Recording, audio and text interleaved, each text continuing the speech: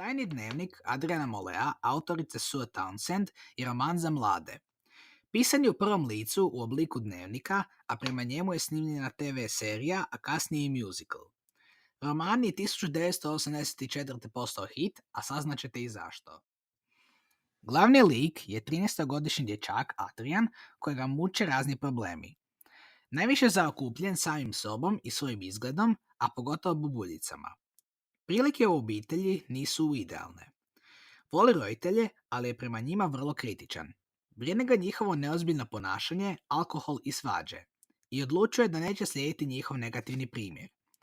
Ne uzbuđuje se ni kada majka napusti obitelj zbog ljubavne veze sa susjedom Lukasom.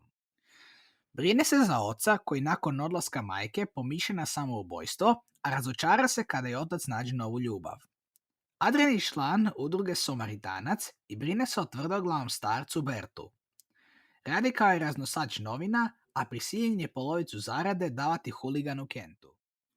Adrian je zaljubljen u Pandoru, djevojku koja ima vlastitog ponija, a praznike provodi izvan Engleske.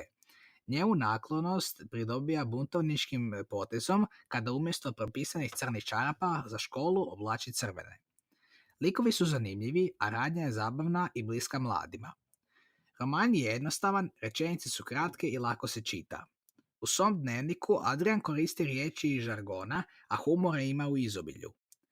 Od 1. siječnja 1981. do 3. travnja 1982. nećete se prestati smijati.